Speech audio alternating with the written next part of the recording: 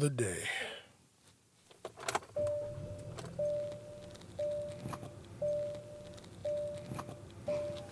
All right, let's ride.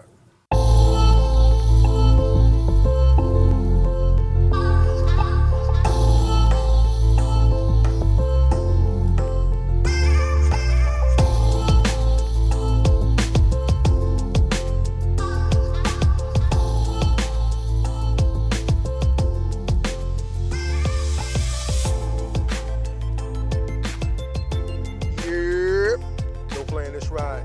Number 80, hosted by Black Eye Man. Shout out to Jerry Rice, man, the greatest number 80 of anything. Chris Carter, you in there too, but Jerry Rice is the man. So shout out to Jerry Rice being the greatest receiver that I think I've ever seen play. I would say the most decorated receiver. I've seen some great receivers, T.O., of course, Randy Moss. There's some bad motherfuckers out there. But right now, I'm going to give y'all Jerry Rice at the top for his San Francisco 49 days. And everything he did after that, he was still great. Jerry Rice, shout out to you, number 80. I know I haven't done that in a long time, but I figured I'd get right back to it. And I love May. I got a birthday weekend for my daughters around this time, and I was just thinking to myself before I started to record how much I love the month of May. It's just for me, the weather's usually nice no matter where you are. There's so much going on. I got anniversary, Mother's Day, both my daughters' birthdays, Malcolm X's birthday. The month of May to me is just great. It's like my second favorite month after January because that's my birthday month. And, I just feel like January set the year off. You can kind of get what the tone of the year is going to be from January. So I think, January as the month that sets off the year. I still got January as my number one, but May is making the run. May is in close second. It's making the run for my favorite month. Now, I know that may sound silly. I know people may not have a favorite month like me, but hey, I do. Also, Memorial Day is in May, and that's a very important day for all the ones we lost out there fighting the good fight. Memorial Day is also in May, so one time for all the lost. It's not that day yet, but May is a great month. I'm in a good mood because I went to SeaWorld with my girls and everything, my wife yesterday, and I'm feeling good. I'm feeling good, and I just want to give out a little bit of positive energy to the world. And I'm going to continue that positive energy before I give y'all some negativity, so just bear with me. You know what? Stop. I'm going to flip it back. I'm going to give y'all the sandwich. I just gave y'all some positive energy. I'm going to give y'all a little bit of the negativity, then I'm going to hit you with the positive towards the end. And then maybe something to make you think a little bit, because I was just thinking about it. And in between, we'll do some sports. But let me go ahead and get to what I was going to talk about. Let's get to the negative stuff first, because I don't want to wait to address anybody who may be listening to this shit. So, excuse my language. But men of Jacksonville, Florida, black men in the United States, black people who I'm talking about specifically, and just men in general, we are failing. Now, I'm from Jacksonville, Florida. Like I always tell people, I do not currently live there. But I keep my eye on things that happen back home in the city, because that's home, and I plan to return there at some point when I can. When the job situation settles down a little bit and I can go home, that's where I'm going. That's where my mind is made up to be. That's where I want to be. That's where I grew up. That's where I want my kids to grow up. But shit got to change. Now, I was minding my business, fucking around on my phone or watching TV or whatever, and then my bro hits me in my Instagram inbox with screenshots of a story telling me that Terry Parker High School, the school I went to, their spring football game got shot up. And I don't mean everybody got shot up, but one person getting shot at a period is enough. But a young man getting shot at a football game, a spring game, like, that's ridiculous, man. It doesn't make any sense. I'm losing words because I'm just so tired. Like, I keep telling people we don't have time for this shit, and we don't. We don't. And I'm just wondering what's going on in the city to where shit just seems to be getting worse. I know y'all party. I know y'all go to the club. I know y'all care about fashion back home. But is anybody talking to these young men? Is anybody spending time with these young cats and just talking to them and telling them how to go through life and just helping them out? Because we know for a fact all the bullshit is right there. They got the bullshit in their pocket. Everybody does. It's right there in your phone. All the stupidity in the world is right there in the palm of your hand. Now, us knowing that as grown men and shit women who have been through this, especially black people in my city, especially us, who I'm talking to specifically, we know what's out there. We know it's now in the palm of their hand. And it's to the point now with you being able to do videos and live video with Snapchat and Facebook and Instagram and all that shit. We know you don't even have to be in the place where it's taking place, in the spot where it's taking place, to be a part of the bullshit.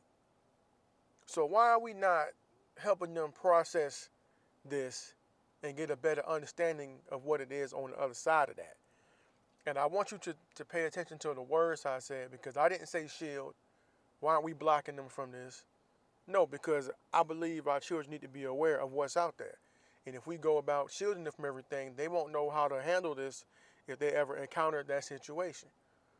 Now, while it's unfortunate that our children have to go through this type of foolishness, I very much believe they need to be aware. So if you get the chance to talk to your child about stupid ass activity like this, because it is, let them know the right way to go about things. Let them know there's other ways to do stuff. Even in a situation where there is potential for disagreements or confrontation, there's better ways to handle it. And it's not an easy thing to do. So my thing is, the sooner we start, the sooner they get a decent understanding of what it is that can take place and the options. You got really A or B when it comes to you having a disagreement or a confrontation with another individual. And that's the A is the long view and B is the short view. Now the short view means you might decide, you know what, I need to be extra sporty in this situation to get my point across and make the person that I'm at odds with either understand why we're having this disagreement and back down, or I'm ready for a confrontation in the event they don't back down. And I'm not saying this is, this is an instant thing. It could be over the course of a week, a month, or whatever. And for me, A is the long view. Like, I can waste my time trying to argue with this person. Or I could think about my life 3 months down the line.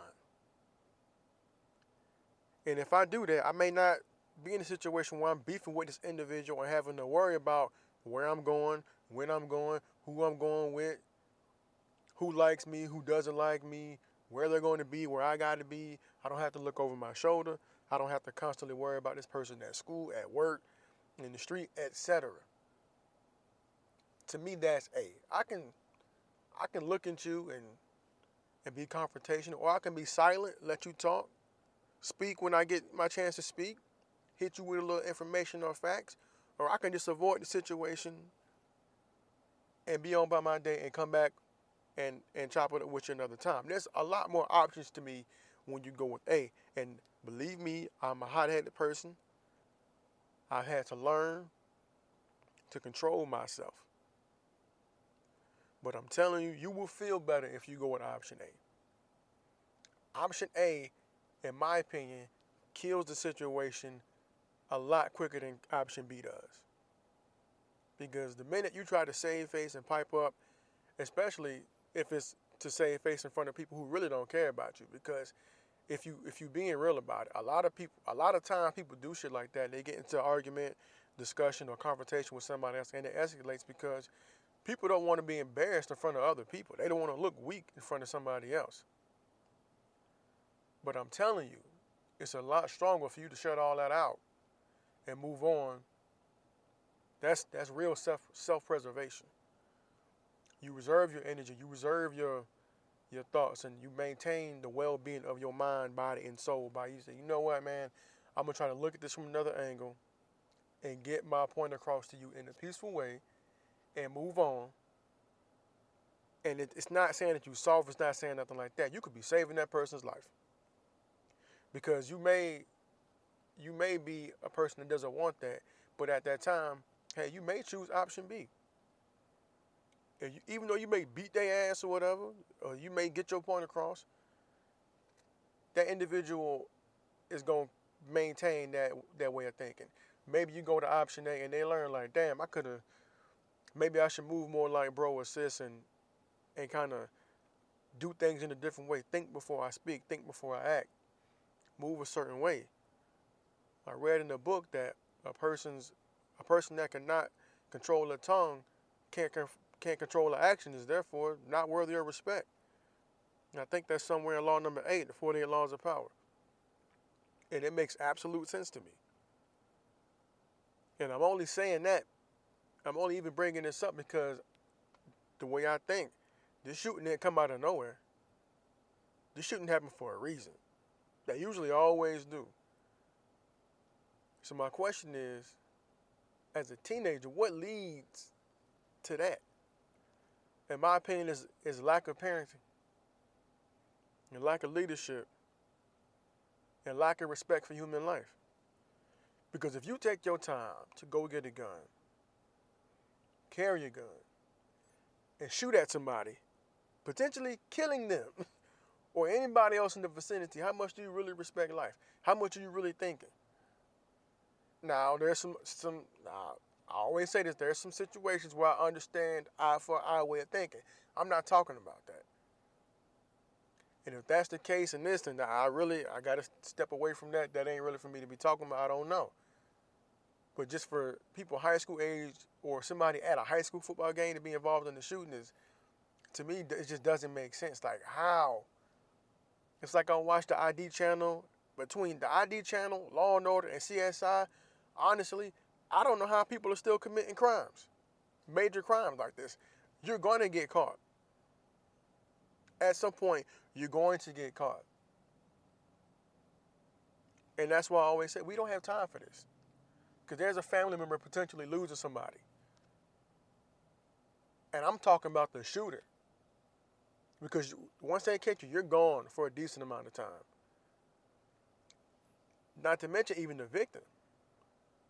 Their life is changed forever. Whether they recover fully or not, that person is damaged. Their family is damaged because of the act that somebody else took. And I'm sure it's something that at some point could have been prevented. But as a person who's seen people stomped out, who's been places where they've been shot, people been shot up, it's like, that shit ain't fun. Once you reach a certain age, you realize that shit ain't fun. Dealing with your mortality, especially at a young age, ain't fun. There's all types of shit out here that's going to shorten your lifespan. Between people texting and driving, between the food we eat, between however you get to and from the work, just being out, there's all types of ways to go. And the more life changes, the more it stays the same. Like we're all going to go someday, but just let's decrease the chances. Let's spend as much time on this place as we can. Let's spend time with our kids, especially these young men, because they running wild. I know it because I seen the examples when I went back home. When I was at Trap House Chicken, yes, I was out there eating fried chicken. Sorry. When I was at Trap House Chicken, I keep saying this over and over again because when I say I saw it on them, how I saw what was in their brain, I feel like you can call it profiling, whatever, but I know my people and I know the people in my city. And I saw the young guys walking. What I didn't say, or what I don't remember saying, is that right down that same sidewalk in front of the corner store where I had been sitting there for like 30 minutes, the dudes down there were all older than them. And I've been going up and down Justina for a long time. And I've almost always seen somebody hanging up out at the store. 100%. Now, I don't know if guys go up and hang out there after work. All I know is what I saw. That's all I can give you. And I'm just saying, like, things to me just don't seem to be getting better. And we got all the evidence. We know the shit don't work. We got the tools to make shit different. We just got to want to do it. We look at what's going on, man. Like I just don't understand. After all the evidence we got, like, niggas killed Nipsey and people still out here just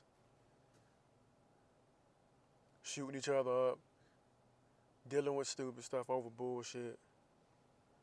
It's crazy to me.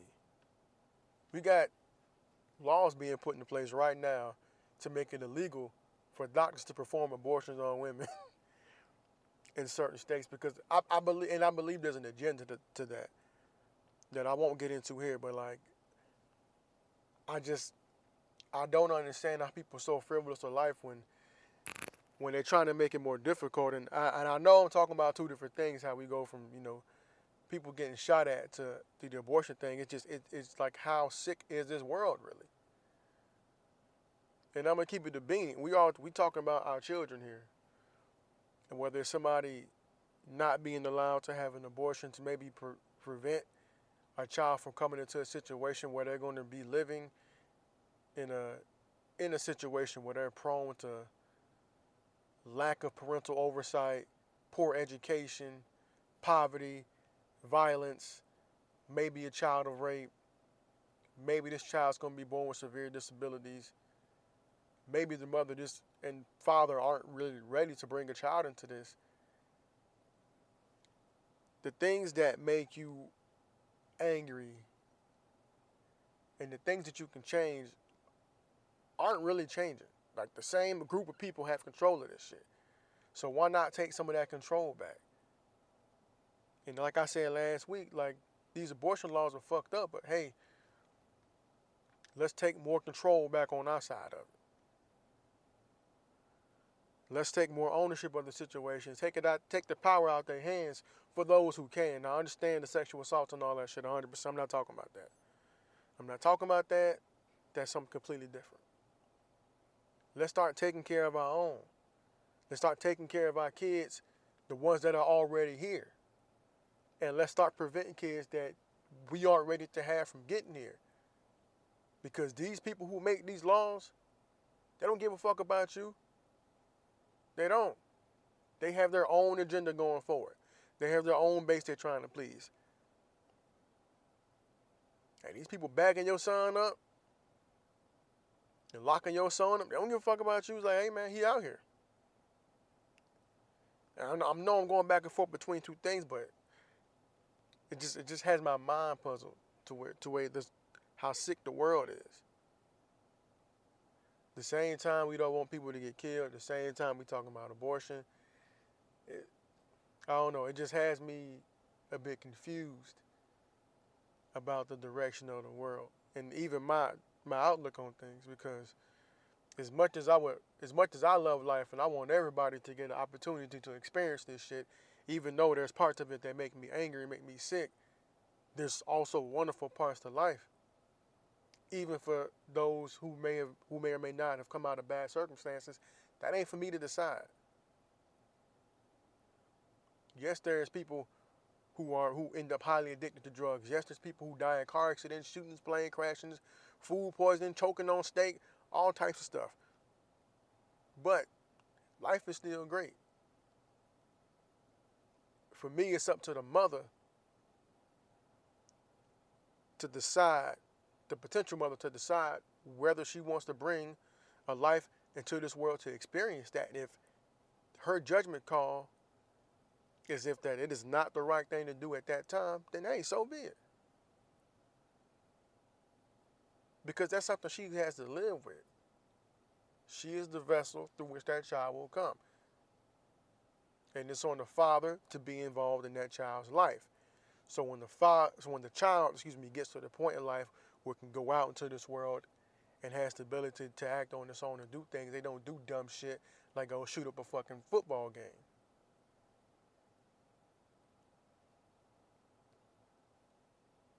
It's almost like we're losing a battle with ourselves. It's insane to me. Going back to the shooting, I'm just looking at it like some of the things you hear in grade school or in elementary school, whatever. Some of those things that stick with you for a reason. Because if I'm being real, black people, they say when you point that finger at you know who, there's three pointing back at you. It's worth thinking about. It's really worth thinking about. Do I believe that there's some bullshit? Do I believe in oppression and racism? Yeah, I believe that shit is there. But I also believe that we got to stop having kids and not taking care of them. For those who do, we have to stop knowingly breaking the law. I know nobody wants to starve, and I understand at the end of the day, you're going to do what you're going to do. When it comes time for you to take that charge, you're going to have to take that charge. But the number one, stop killing each other. It's almost like, what's the point of fucking complaining about the abortion laws and people, you know what I'm saying, or complaining about anything if we gonna kill one another? That's the shit that makes me mad. Why you up in arms about it? Why even be mad if you can go out there and shoot somebody? Or support the act of killing somebody else? I'm confused and discombobulated. I'm rambling and I feel it, but I got to get it off my chest, man. And even with all the abortion laws and everything, as fucked up as it may seem, it's real weird when you see people who have a cause that they believe wholeheartedly in, when they believe they're being treated unfairly, a group of people, a segment of society, if you will, that when you said something about how you felt like maybe people in the category that you fit in, your demographic, that's what I mean. People of your demographic are being treated unfairly by the powers that be. And there are things in place, legal things in place, things that happen in this world that the upper echelon of society seems to uphold that are not to your benefit. When you see somebody else who has not been in that situation, be in that situation, and how they react when it's them that doesn't feel like they're getting a fair shake, it's interesting to watch. All the understanding in the world should be there for them when they're going through their thing. But when you felt a certain type of way, it's not that bad. That's why I, as a man, shut the fuck up. When it comes to abortion stuff, I'm not going to say anything but, hey, I think a father should talk to the potential mother and be like, hey, I feel like X, Y, and Z. Make your feelings known, but do not pressure. Your job is to ultimately support, because at the end of the day, in my opinion, that is a woman's decision. I don't know enough about that to say otherwise. I mean, I know enough about it. I don't have the physical, emotional responsibility of a female. So for me in that situation, I have to be quiet if I'm not going to be supportive.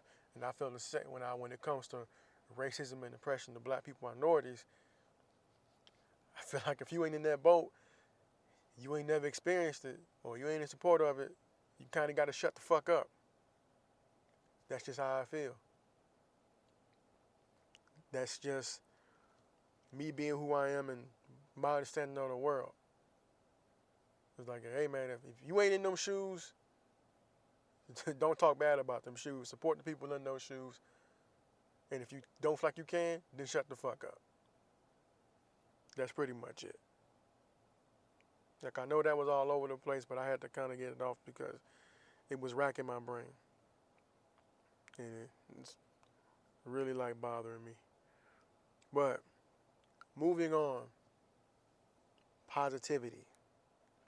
This is the other piece of that sandwich we was talking about. Black man, philanthropist, black businessman, Robert F. Smith. And shout out to my homeboy Eddie for sending me this on Instagram, because I would have missed it before I recorded it. He is going to clear the debt of the 2019 graduating class of Morehouse College in Atlanta, Georgia. That is phenomenal. That's the type of shit I'm talking about. That's what I want to see make the news. To see a black businessman basically bail out a bunch of college graduates so that when they go out and go on to start in the world, that's something else they don't have to worry about. So they can go maybe look for that dream job they went to school for versus having to take a job they really don't want in order to pay student debt. Go out there and live your life. You graduated, man. Congratulations, you earned it. Go out there and do something great in the world. Make good on this man's money. If he unless, just in case, for some fucked up reason, you can't pay off the student debt, go out there and max out. And down the line, do your best to help somebody else get a scholarship and repay it the best way you can. Because what this man just did, it was fucking amazing. I don't care how many people are in the class. I don't care what you graduated with. You made it. You got your degree. Cool, good on you. This man's going to clear your debt. Please go out there and take that energy with you into the world and do something great with it. We need it. We out here dying in the street, those of us not in colleges who are involved in other aspects of life. We need positive stories like this. We need to know that this man is the CEO and founder of a firm that invests in technologically based companies. What's it called? It's called, Vista Equity Partners. It's out there investing in tech-based companies. So if you see him and you got a tech company, hey, cool, rock with them, because what they're doing or what this individual is doing, the founder, is incredible. That is fantastic. Somebody take some of this energy and push it, go beyond. Let's have more black businessmen, millionaires, billionaires come out and do the same thing to give our people a head start. Because damn it, if we don't get it now, I don't know when it's going to happen, but the time to strike was years ago. So anytime we can get it, we need to get it cracking. I wish that man the best, man. That was a phenomenal story to read, and that was a gift I believe my friend gave me to let me be able to see that positive story. Moving on to these sports. Real quick, the playoffs are kind of crazy. Portland's in trouble. I don't know what's going on, or I do know what's going on. They ran into a Golden State team that's on the roll after just beating Houston. I personally believe in the West that Houston was going to be their toughest challenge, and they got through them in 6 games. They're catching Portland after a slugfest 7-game series with Denver. I knew Portland was going to be in trouble. I didn't expect it to be like this, not them down 3-0 losing the game at home. I didn't see that coming. And as much as I love Dame Lillard and his game, them boys ain't ready. He may be ready, but the pieces around him ain't ready. He may be ready, CJ may be ready, but the rest of that team, nah. They're not ready for that, for the Warriors and what they got out there. Houston's ready. Houston just fucked up. I don't know what the hell was going on in Houston. I don't know how they didn't play the Aisha song all day long. I guess, or Steph was just mad, like, okay, y'all keep talking about my wife. I'm about to give everybody buckets, and he damn sure did it. But I don't know how they didn't do that. That'd have been out the gate. You wouldn't have heard nothing but Aisha. That'd have been all over the stadium intercom. And Kawhi's in trouble too. And I say Kawhi because he's the only person I really see doing anything. 30-something points a game, can't get no help. Siakam was doing his thing in the series before, but I don't know if he's been locked down or what. I just saw something that said Chris Middleton forced to overtime. So they might end up being down 3-0 as well. But I think at this point, everybody's going to get what they want to see now. The 2 best teams from each coast or each conference, because Milwaukee has a beast of a team. They're deep. They got shooters. They have a superstar. It's going to be a slugfest in the finals because at this point, we know Toronto ain't going to get there and neither is Portland. It's pretty much automatic at this point. So it's going to be a slugfest. And sticking with basketball, there's something else I want to talk about because I saw something that made me, that provoked me to put something out on one of my little social media, Facebook. And I basically asked people about KD. I know he's not playing right now. And I'm going to tell you right now, the LeBron James, Michael Jordan debate is over with. You swept in the finals, you out. Twice. We're not talking about you in that conversation no more. I'd have ran over the stats back and forth, whatever. That debate is over. The consensus for right now I say maybe last year. LeBron James is the best player in the world. Maybe. I'm telling you today, the best player in the world is Kevin Durant. And for the hardcore LeBron fans, that's okay. It's 2019. That man got drafted in 2003. It's okay for him to not be the best player in the world anymore. It's okay. 2012, 2013, I say from 2012 to what, this year? He was the best in the world. The best. Best in the world. That's not a bad run. It's a hell of a run. Right now, KD is better. LeBron's 34, 35 years old. He's a better rebounder and passer than Kevin Durant. Hands down. But KD is a better shooter, a better scorer in general, and a better defender. Hands down. LeBron don't even play defense a lot of the time.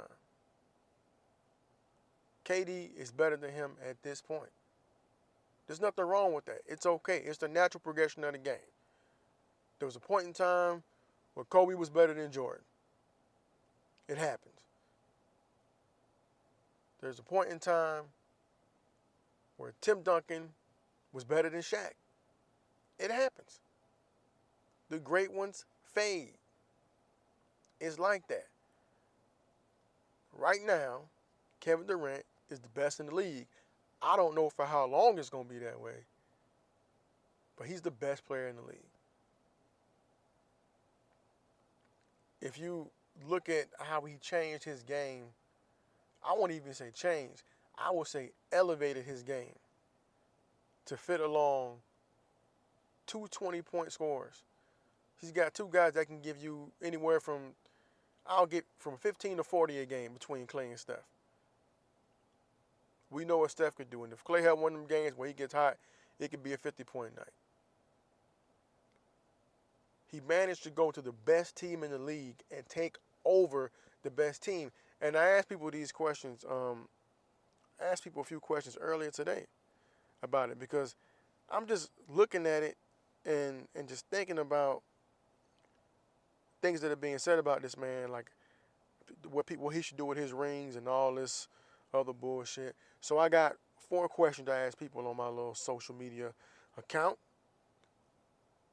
People who feel a certain type of way, who are upset about Kevin Durant. Where is OKC right now? OKC with decent role players, Steven Adams, Grant, Schroeder, a couple of young guys I can't remember the names at the moment.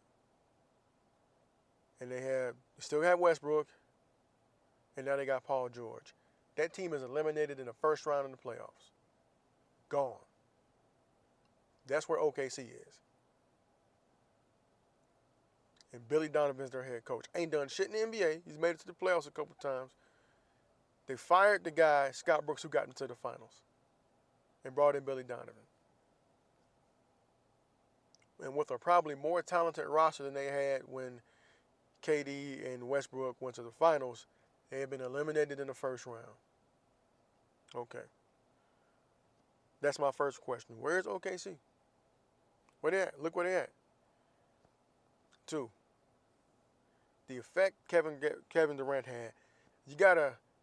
Can you appreciate the humility of his teammates to go where they won a championship and been to the finals 2 years in a row to make the man the primary option on the team?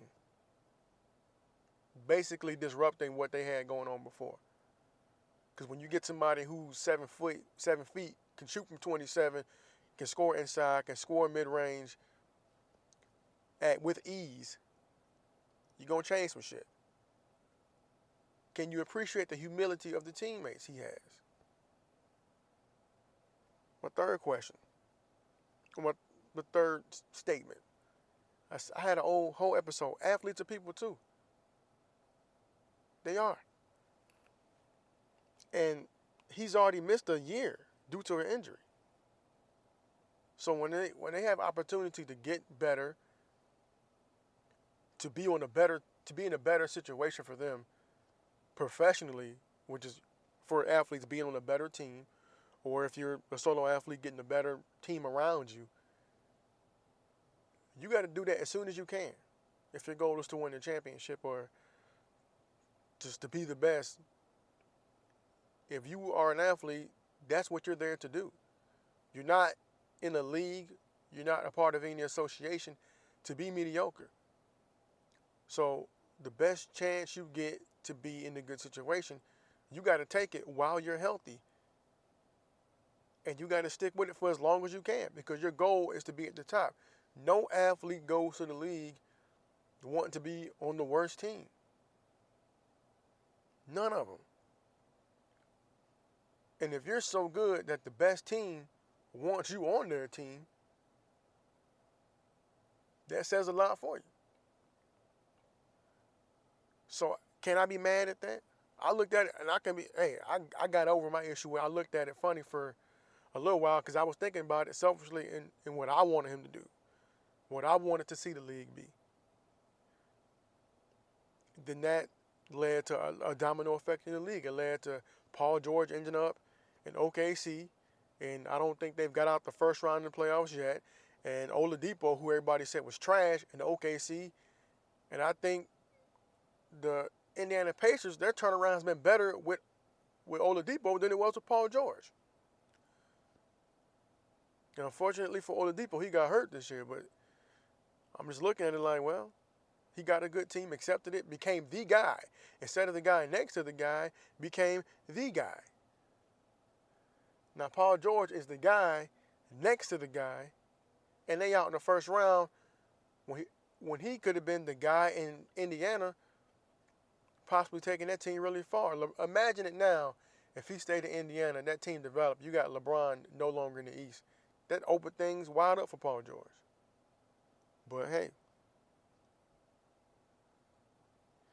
But the KD thing is like, it's not making sense to me how people are still mad. And my last part of it is like, would you be willing to make your job, whatever you do, more difficult to make people outside of your occupation who can't do your occupation happy? You know what you want to do. You know what your goal, what your objective is. Would you stick with a job to make people who can't do your job, who you don't know, happy? Or would you do what was best for you? If it was a doctor, if there was a doctor who worked, let's say, I don't really know hospitals like that. Let's say a doctor had said, you know what, man, I'm going to leave Memorial Hospital in Jacksonville, and I'm going to go to Baptist, you know what I mean, and do my thing there. Are you going to be mad? I guess it's for Jacksonville, Florida people, because that's who's all going to know. Or if you have a doctor that works at Shands, and you have an emergency room doctor at Shands who wants to work in a better setting, and they say, hey, you know what? We got a spot for you over here at Baptist. Is he supposed to not go? Would you look at him the same? That's what I don't understand. Like, when you sit and think about it, it's insane to me. Because nobody I know would do that. You know what, man? I work at a 5-star restaurant. But if I go to Burger King, I'll be the motherfucking man. And this ain't shit to nobody work at Burger King. I'm just saying. If you look at the dynamic of that, you could run a 5-star restaurant, be the head of a 5-star restaurant, making more money, be at the top of your profession, a chef.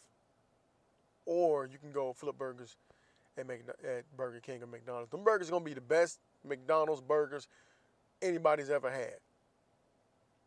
You have a flexible schedule because you have more time off, because you're not going to be sought after like that, and there's a bunch of you everywhere. And you're going to be the best for your shift at that job, at that fast food restaurant. Or you can go work, or you can go work at the 5-star restaurant. Now, you had a mom and pop shop you had for 10 years, right? You and your partner had a mom and pop shop, and I'm talking about KD and Westbrook and OKC. So you were there first, and then your partner came on second. And it seemed like people would gravitate more to your partner, and your investors start gravitating more to your partner because you had to take some time off. You come back and things just ain't running the way you feel like they should be ran. And you say, you know what, I did the mom and pop thing for a little bit. I think I'm going to move on and work at this 5-star restaurant to build my brand and be bigger. Am I supposed to be mad at you for that? That doesn't make any damn sense.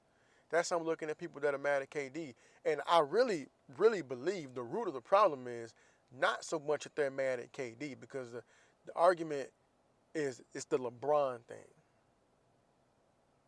Let's be clear. It's a LeBron thing. People don't want to see KD surpass LeBron. That's 100% what it is. Just like the Michael Jordan thing. People don't want to see Bron pass Jordan. The thing is, people were saying it before it was true. And it didn't happen. Math, 6-3, 6 wins. It is what it is. You've lost the same amount of finals that somebody else has won. You're not better. Sorry. With 2 All-Stars on each team. Sorry. It don't work like that. Now, back to KD though. That's what I believe it really is. People don't want to see KD surpass LeBron. And they're going to say, oh, he went to this team. He didn't go to the team. He didn't go join the Warriors. And I said this before. He came to the Warriors and took the fuck over. People who don't watch basketball seem to think differently, but I'm watching the game and I'm seeing who's handling the ball in pressure situations. That's Kevin fucking Durant. I'm seeing who's dropping 40 points, pulling them through tough series. That's Kevin Durant. So he didn't join the Warriors. He took over the Warriors. There's a big difference. Like LeBron took over Miami. People were making it seem like KD came and been the fourth wheel. No, he is the wheel. He's the big wheel. I just don't understand, like, for the people who really watch basketball, it's like, what? You don't see what's going on? He should do what with his rings? Nah. We ain't never been there. Never been in that position. Don't have to worry about injuries. It's okay. He's going to pass Bron. It's okay. That's the way sports works.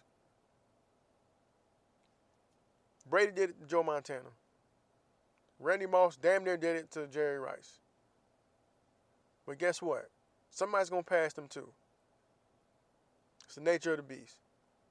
And at some point, somebody will surpass Jordan. It takes a while. When you have once-in-a-generation talent, it takes a long time. But that's just the way it is. You can't not want this man to succeed because of somebody else didn't surpass someone else.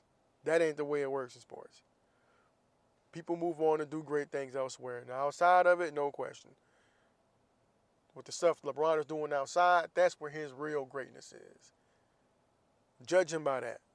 But don't bash KD because he ain't doing it the way you want him to do it. Just know this. He's getting it done. He's about to get number 3. Y'all should have known that when he came up and pulled up on that man from damn near 35 feet out and dropped that bomb in his face. Y'all better chill out. Anyway, we coming to the end of this, man. I've been rambling for a while. Quick album review, if you will. Trill Static project by Bun B and Static Selector. Great. I don't know if it's an album. I don't know if it's a mixtape. I don't care. It's great. Let's call it an album. Fuck it. Because mixtapes meant you couldn't download it and people get paid for it for real. So let's call this an album. I have a few favorite songs on this. Time Flies featuring Big Crit and Talib Kweli. Steel Trill featuring Method Man and Graph. Concrete featuring Westside Gun and Terminology. Basquiat featuring Fat Joe and Smoke DZA. And Paperwork featuring Uncle Murder. In that order. Those are my favorite songs on the album. It should be everywhere. I know it's damn, the Bucks and the Raptors going to second overtime. I hope Kawhi can do something so he don't get swept. But really good album. There's a lot of other songs on there, a lot of different options you can choose from. It feels real mixtapey, which I like. There's a lot of just rapping on there, which is great.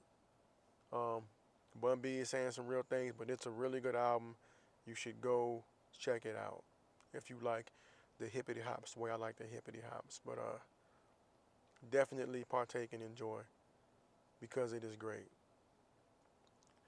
And happy birthday to the members of my family whose birthday it was on whatever day that was. And also happy birthday to Malcolm X, man. Great man. Great individual. And I really like the things that he had to say, things that make you really think, make you really think about the world and how we live in as black people and things we can do to make it better and things we may have neglected to do a long time ago that we should do going forward. So, y'all know where to get at me, man. NoPlayingThisRide@gmail.com. NoPlay247 on Twitter. Get at me where you know me to be Guy Nat. For real. Man, I love May. I really love May. It's a great month. But I would like to hear from people and just kind of see where everybody's head's at and how much you like or dislike what I'm doing. Please, by all means, let me know. Yeah, so let me know how you feel about what I got going on and what I'm doing. I'm trying to make it better, improve it, and just keep pushing it forward, man. I just really want to reach people who have the hearts and minds of young people and their thoughts, because it's getting scary out here to me. And even that, as adults, there's a lot of work to be done on our side. Black people, we got to get our shit together. I'm going to leave you with something I caught off the interwebs, a little video of Malcolm X giving you that good word as he does. Take from it what you will. There's parts one little part I disagree with, but the rest of it, I'm 100% on board with, man. So check it out, and let me know how you feel about it, man. Peace. If white immigrants can come to this country 50 years ago with nickels and dimes and no education, and come here and pool their little nickels and dimes and no education, and set up little stores, develop these stores into larger stores, develop this into an industry which creates job opportunities for whites. Since Lincoln was supposed to have freed the black man 100 years ago, and today the black man, according to the government economist, has spending power of $20 billion per year. We feel that with the black man spending $20 billion a year, not setting up any businesses, not creating any industry, not creating any job opportunities for his own kind, he's not in a moral position to point the finger today at the white man and tell the white man that he's discriminating against him for not giving him a job in factories that he himself set up. If the black man has $20 billion, and these so-called Negro leaders are such geniuses that they can integrate white restaurants and integrate white factories and force themselves into that which the white man has set up, they should use this same ingenuity to show the black people how to pool our wealth and set up something of our own. And then we won't have to force our way into his anymore. One more thing I would like to point out concerning what he said about 125th Street.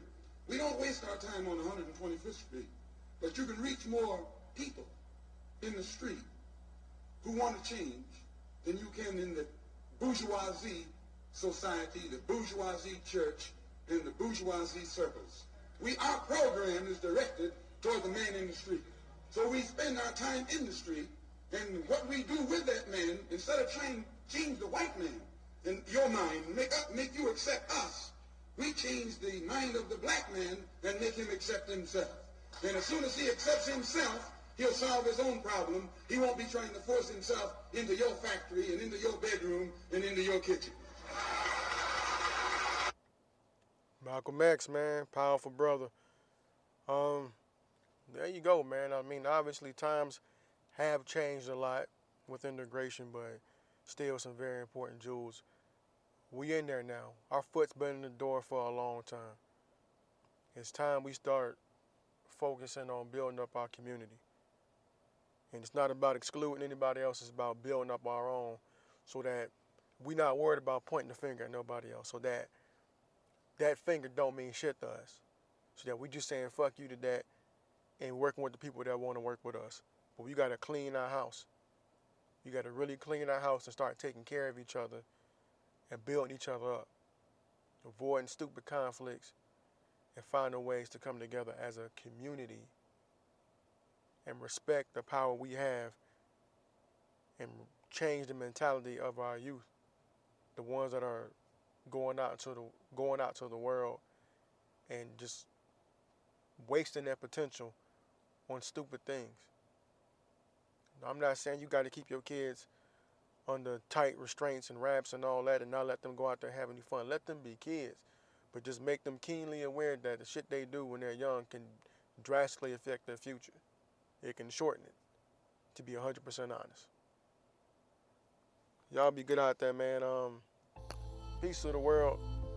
Change the world, man. Starting with yourself. Be easy.